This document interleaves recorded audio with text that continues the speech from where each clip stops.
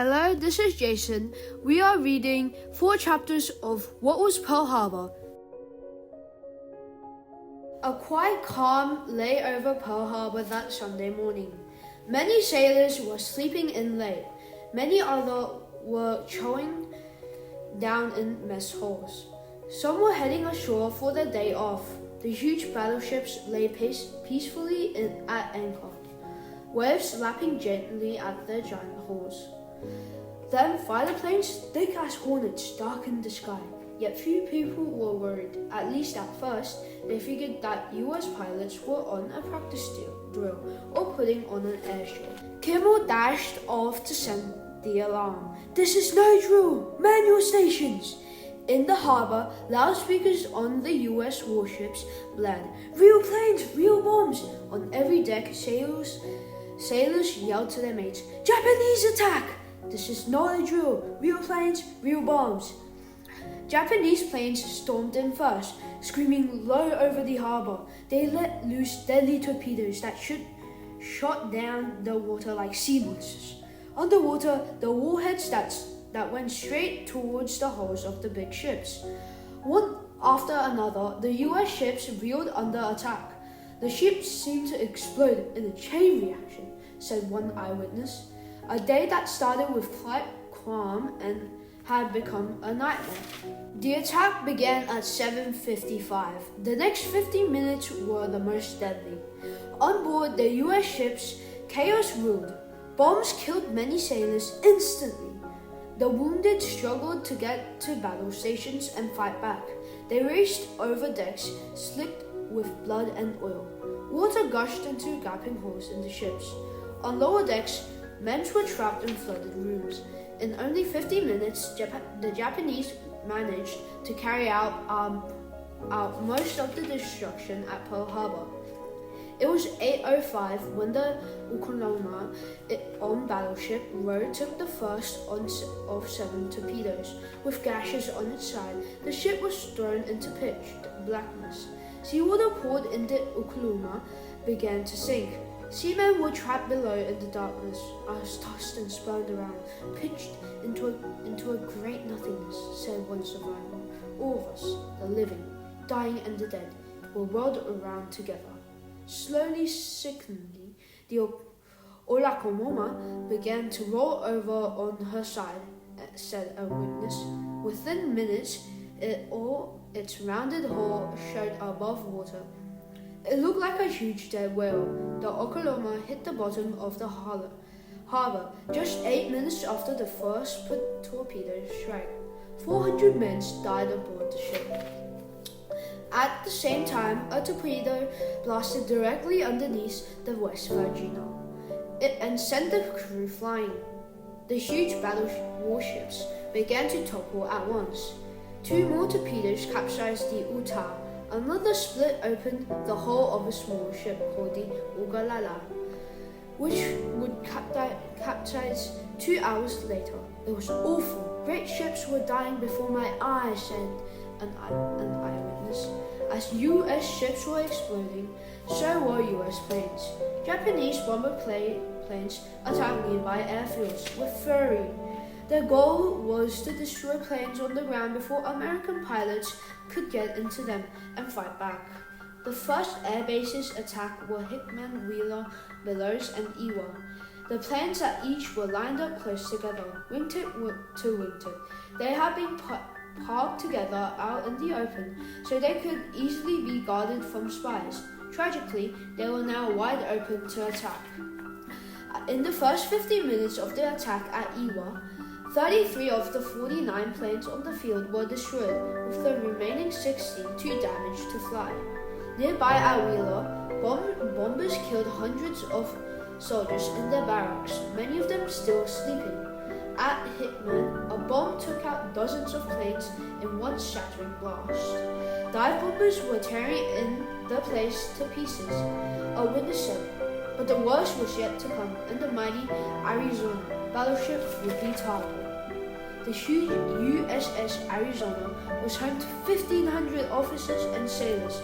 Living there was more like living in a city than on a ship. Its giant hull was 600 feet long. Thick armor covered the top decks of the ship. Heavy weapons and a highly trained crew protected it. Ammunition was stored in a hold below decks. For the first several minutes the attack, the Arizona was able to withstand the torpedo hits. At 8:10, her mast still stood tall. Then a bomb came hurtling down from 10,000 feet overhead. It pierced the Arizona's thick armor, blasted through its deck, and blew up in the hold where all the ammunition was stored. More than 1 million pounds of gunpowder exploded in its towering fireball. In that single moment, over 1,000 men on the Arizona were killed. Stunned witnesses saw fire shooting 500 feet into the air. Bodies flew in the sky. The Arizona itself bolted several feet off the water. Then it simply broke in two. Shockwaves shuddered through the entire island, tossing dozens of men overboard on nearby ships. Parts of the Arizona rained down all over the island. Within minutes, the great Arizona sank to the bottom of the harbor, where it still lies. The body of the dead were never recovered. Many of the victims from the Arizona were brothers. 37 set of brothers had been serving together on the ship. Only one set of brothers survived. After the attack on Pearl Harbor, the United States tried to never assign brothers to the same ship. Oil pouring out of the dying U.S. ships covered the water in a thick slime that caught fire. Sailors jumping off burning ships landed in water that was burning too. Meanwhile, the U.S. airfields were also ablaze as fuel exploded from bomb planes. Japanese bomber planes did not stop hammering the bases until every weapon in their loads had been used. Fighter planes swooped in behind the bombers. They blasted the bases with machine guns. Flying low to the ground, they fired at everything in sight: planes, barracks, dining halls, and men running for safety. Soldiers saw Japanese pilots lean out of their cockpits and smile as they streaked past. The planes flew so close it looked like you could throw rocks at them, said an airman. At 8:35, there was a brief pause in the action as the first wave of Japanese planes flew off. About 20 minutes later, a second wave of 170 Japanese planes roared into Pearl Harbor to finish the jobs by destroying the ships that had already been hit and the planes that were already burning. But now the Americans were ready to fight back. Soldiers and sailors raced to arm the big guns and clear the runaways and decks. Most of the 29 enemy planes that U.S. forces downed that day were destroyed during the second wave. By 9:45 a.m., the skies were empty. The attack was over. Less than 2 hours had passed since the first bombs fell. The Japanese pilots flew back to the carriers. They had won a stunning victory and paid little for it. They lost only 29 out of 353 planes in the raid. None of the 6 aircraft carriers had been discovered, let alone harmed. But by a stroke of luck, the United States hadn't lost any aircraft carriers either. None of the 3 U.S. carriers in the Pacific Fleet was at Pearl Harbor that day. The U.S. losses, however, were staggering. More than 2,400 Americans were killed. Almost 1,200 were wounded. The U.S. Pacific Fleet had been shattered. 21 vessels were sunk or damaged, including all 8 of the great battleships at Pearl Harbor. Out of nearly 400 aircraft on the island, only 71 were left unharmed. The Japanese had kept Yamamoto's promise. They had dealt a crushing blow to the U.S. Pacific Force. Pearl Harbor lay in smoking ruins. In the middle of an attack, countless American sailors and soldiers fought back as best they could. Crews who got to the battle station remained fighting until the very last minute. Commander Cassin Young was in charge of a repair ship named the Vestal. When the first bomb hit, Young dashed to the bridge and started firing one of the big guns. Even though he was blown overboard, Young managed to swim back to his island, to his ship. Fires were burning on board. Intense heat and flames blasted from the Arizona, parked alongside the Vestal, and more bombs were still dropping. But Young and his men succeeded in moving their ship away from the Arizona and beaching it so it wouldn't sink. Split-second decision had to be made in the rage of battle. Dory Miller, a Navy cook on the West Virginia, ended up on the ship's bridge beside an anti-craft gun. It was a powerful weapon built to return enemy fire. Miller had not been trained to use the huge gunner. He was African American shamefully. At that time, African Americans were not trained for combat. Miller grabbed the gun anyway, pulled the trigger, and started firing at enemy planes. The quick action of men like Miller surprised the Japanese from the air.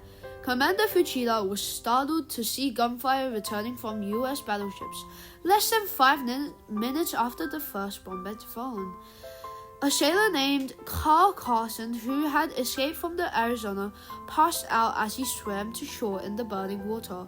Another sailor rescued him, but Carson refused to sit on shore and recover. Instead, he answered a bogus call for help on the Tennessee.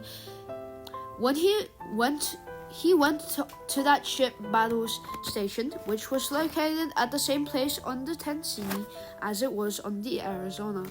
At the air bases, U.S. soldiers reacted swiftly, too. They were unable to use the anti-grav guns because the ammunitions had been locked away for protection, so they fought back with whatever weapons they could find. Some entered the smoking cockpits of damaged planes, ripped out the machine guns, and started firing them at the enemy in the sky. One soldier was able to down a low-flying Japanese plane using a rifle. At Kanoe Airfield, Airman John Finn broke out into an ammunition truck and passed out machine guns and rifles to other soldiers.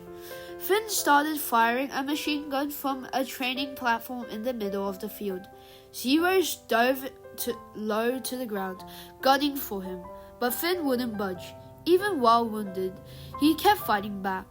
Our hangars were burning, our planes were exploding where they sat, and men were dying, Finn recalled later. I was so mad I didn't have time to be afraid.